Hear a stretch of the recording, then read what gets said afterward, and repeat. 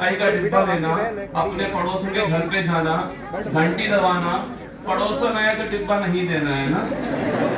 अगर पड़ोसी आए तो डिब्बा पकड़ाना और बोल देना कि मेरा सिलेक्शन हो गया है, फिर देखना आप मातम किसे कहते हैं ना।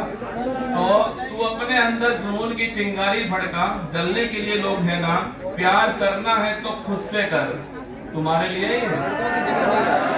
समझ गए? नहीं, तुम नहीं समझे। प्यार करना है तो खुद से कर, नफरत करने के लिए लोग है ना। तू अपनी एक अलग पहचान बना, भीड़ में चलने के लिए लोग है ना। तू कुछ करके दिखा दुनिया को, तालियां बजाने के लिए लोग है ना। बस तुझे कुछ करना पड़ेगा, तुम्हें बस कुछ करना पड़ेगा। जिस दिन सिलेक्शन आपका होगा उस दिन आप ही शहजादे होने वाले हैं, आप ही सब कुछ होने वाले हैं। बस उस मंजर को महसूस करो आप सभी लोग कि सिलेक्शन के बाद कितना खूबसूरत मंजर होने वाला है। और कुलदीप सर अभी पूरी जान लगाएंगे आप सभी के सामने पढ़ाने के लिए। सारी बातों को ध्यान से सुनना है, सारी बात को समझना है, और अगर यहाँ तक आए हो तो उसका पूरा उपयोग नहीं करना है। क्या हुआ, कुछ मिल गया क्या है? पीछे वाले इतने क्रांतिकारी होते हैं भाई साहब। आगे ले गई इन लड़कों की तो कई साहब आशिकी ले गई। इतना होता तो कमबख्त ठीक था, ऊपर से ये बेरोजगारी ले गई। बेरोजगारी में जीना अपना फिर आज का दिन आपका होगा और 14 अप्रैल की तारीख है। संविधान पढ़ो, संविधान पढ़ाने वाले आपके सामने कि मंजिल ने हौसलों से कहा तेरे बस की बात नहीं, मंजिल ने हौसलों से कहा तेरे बस की बात नहीं, हौसलों ने मंजिल की आंखों में आंखें डाल के बोला चल झुट्टी तेरे इतने। मंजिल को उसकी औकात दिखाना आप सभी लोग। कुलदीप सर आपके सामने। तो कुलदीप सर सुनील सर का बैठे बुलाऊंगा उनको यार, पार्टी वार्टी क्या है आज? Birthday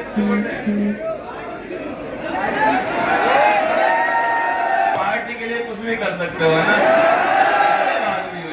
low sir.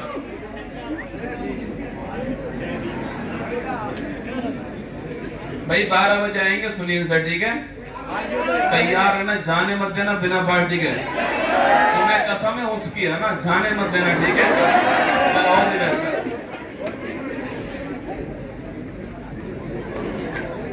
Thank you Gaurav sir, आप विद्यार्थियों के बीच में आए, इनका मोटिवेशन बहुत दुगुना हो गया ना सभी का। अभी 3-4 घंटे तक थकोगे तो नहीं? चलिए चाय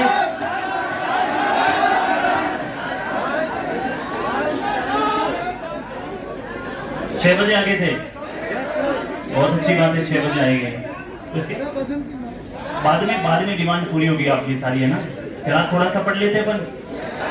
सबसे पहले तो अम्बेडकर साहब की जयंती है, उसको लेकर कुछ बात अपन कर लेते हैं। अम्बेडकर साहब का नाम तो सब लोगों ने सुना ही होगा ना। अम्बेडकर साहब का नाम सुनने से कुछ नहीं होगा। अम्बेडकर साहब ने जीवन में क्या किया है, उनसे हमें प्रेरणा लेने की क्या है आवश्यकता है। क्योंकि अम्बेडकर साहब जो काम करके चले गए ना, हमें उस काम को और आगे बढ़ाने का प्रयास करना है। अम्बेडकर साहब के बारे में आपने सुना था कि अम्बेडकर साहब एक महार जाति में पैदा हुए थे, दलित समुदाय में।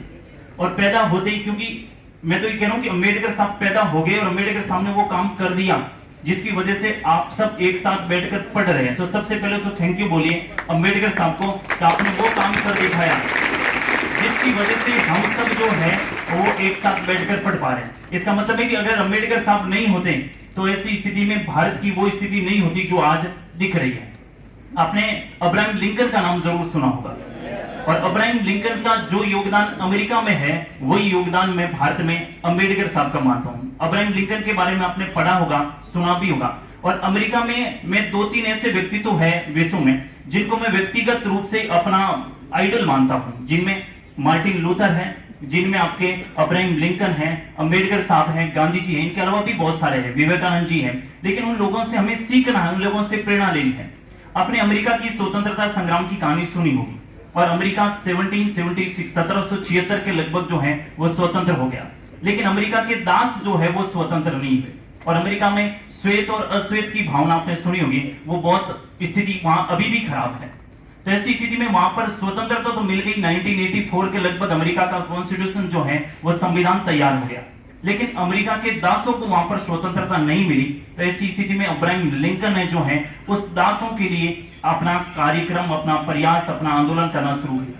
और इसके चलते हालांकि उनकी हत्या हो गई, लेकिन उन अमेरिका में जो श्वेत और अश्वेत के बीच में जो भेदभाव था उनको पूरा करवाने का काम किसने किया था? अब्राहम लिंकन ने। बाद में संविधान में संशोधन करना पड़ा अमेरिका के संविधान में, और 13 कॉन्स्टिट्यूशन अमेंडमेंट के द्वारा अमेरिका में जो श्वेत और अश्वेत का भाव जो है उसे दूर कर दिया।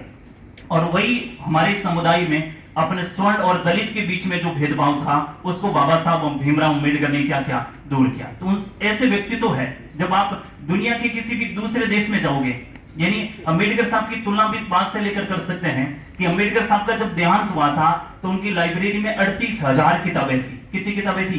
38,000 किताबें थी। तो मैं आज भी मानता हूं कि भारत में किसी भी व्यक्ति की लाइब्रेरी में, व्यक्तिगत पर्सनल लाइब्रेरी में 38,000 किताबें नहीं होगी जो बाबा साहब भीमराव अम्बेडकर की लाइब्रेरी में थी। भीमराव अम्बेडकर ने उस समय जो है वो दुनिया के टॉप जो विश्वविद्यालय हैं जिनमें अपनी तीसरी पीढ़ी भी पढ़ पाएगी, इसका कोई संभावना दूर दूर तक नजर आए इसकी गारंटी नहीं है। कोलंबिया विश्वविद्यालय से और लंदन स्कूल ऑफ इकोनॉमिक्स से डॉक्टर भीमराव अम्बेडकर ने एक साथ 2 सब्जेक्ट में एमए और 2 सब्जेक्ट में साथ में पीएचडी किया। अम्बेडकर साहब की जब आप दुनिया के किसी दूसरे देश में घूमने जाओगे, जैसे आप कोलंबिया विश्वविद्यालय में जाओगे तो कोलंबिया विश्वविद्यालय की लाइब्रेरी में जैसे आप एंटर करोगे, एंटर करते ही बाबा साहब भीमराव अम्बेडकर की वहां पर तस्वीर है, वहां पर मूर्ति लगी हुई है, और वो प्राउड फील करते हैं कि बाबा साहब जैसे महान व्यक्ति तो हमारे यहाँ पर विद्यार्थी थे, इससे बड़ा हमारे लिए क्या हो सकता है। मतलब वो कोलंबिया विश्वविद्यालय अपने आप में गर्व महसूस कर रहा है कि बाबा साहब भीमराव अम्बेडकर जैसे व्यक्ति जो है हमारे विश्वविद्यालय में आए और हमारे विश्वविद्यालय में पढ़े।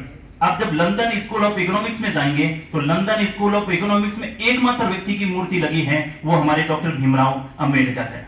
उन लोगों से सीखने की आवश्यकता है। जो दुनिया का सबसे टॉप विश्वविद्यालय आज भी बना हुआ है उसमें एकमात्र व्यक्ति की मूर्ति लगी हुई है, वो कौन है? डॉक्टर भीमराव अम्बेडकर। और अम्बेडकर साहब ने एक बात कही थी कि व्यक्ति का जीवन लंबा नहीं होना चाहिए, व्यक्ति का जीवन महान होना चाहिए। व्यक्ति कितने साल जिए उससे कोई फर्क नहीं पड़ता है, व्यक्ति जितने दिन जिए अल्टीमेट इतना बेहतर जिए कि आने वाली कई पीढ़ियां उसको क्या करें? याद करें। वो सब काम किसने कर दिखाया है? डॉक्टर भीमराव अम्बेडकर। आप सब लोगों को अम्बेडकर साहब से प्रेरणा लेना चाहिए। उन्होंने कहा कि व्यक्ति के हाथ में किताब जरूर हो, व्यक्ति के हाथ में पानी की बोतल हो नहीं हो, व्यक्ति के हाथ में आजकल मोबाइल हो नहीं हो, लेकिन व्यक्ति के हाथ में पुस्तक जरूर होना चाहिए। क्योंकि बिना किताब से व्यक्ति, क्योंकि अपने पास इतना संसाधन नहीं है कि अपन नेताओं से, अपन बिजनेसमैन से, अपन ब्यूरोक्रेट से मुकाबला कर सके। अपने पास एकमात्र चीज है, वो क्या है? पुस्तक है। अगर अपने किताब को ढंग से पढ़ लिया तो अपन उन नेताओं जो आज देश के प्रधानमंत्री हैं, लेकिन ऐसा व्यक्ति जिन्होंने यूपीएससी के एग्जाम को क्रैक कर दिया है, वो प्रधानमंत्री के साथ में बैठकर प्रधानमंत्री क्या काम करेगा इसको लेकर वो गाइड करता है। अभी थोड़े दिन पहले ही प्रधानमंत्री जी ने अपना नॉमिनेशन फॉर्म फिल किया था, अपने उम्मीदवारी के लिए देखा होगा आपने, अपना उम्मीदवार जो नामांकन पत्र होता है वो दिया। प्रधानमंत्री जी खड़े थे और वो जो यूपीएससी क्रैक करके जो आईएएस अधिकारी था वहां पर बैठा था, और बैठे बैठे वो प्रधानमंत्री जी का नामांकन पत्र ले रहा था। ये होती है शिक्षा की पावर। तो आप सब लोगों को शिक्षा से बेहतर मैं मानता हूं आज के जमाने में कुछ भी नहीं है। अगर एक व्यक्ति सरकारी नौकरी लग जाता है तो ऐसी स्थिति में वो बाकी की जो तुलना है अपने परिवार में, अपने गांव में, अपने समाज में, सीधा एक पीढ़ी आगे बढ़ जाता है। अपने आसपास में देख लीजिए, जिनके घर में सरकारी नौकरी में कोई रहा है वो सीधा एक पीढ़ी उससे एडवांस हो जाता है। एडवांस का मतलब समझ गए ना? जो पीढ़ी, एक पीढ़ी मतलब 60-70 साल बाद जो व्यवस्था बदलेगी उस परिवार की व्यवस्था नौकरी से एक पीढ़ी आगे जो बढ़ने का काम सरकारी नौकरी करती है। तो आप सब तैयार है ना? अरे यस या नो? पूरा जोश लगेंगे ना तैयारी में? और ये आने वाला 2024 जो भी चल रहा है, 2025, ये दोनों भर्तियों का वर्ष है। और तमाम जो भर्तियां हैं वो इसमें आने वाली हैं, भले ही शिक्षक के 3 ग्रेड की बात हो, या फिर अपने आरएस की बात हो, या सब इंस्पेक्टर की बात हो, पटवार, वीडियो, जितने भी वैकेंसीज है वो आचार संहिता खत्म होने के बाद ये भर्तियों का दौर शुरू होता है। और भर्तियों का दौर लगभग 2 साल चलेगा। 2024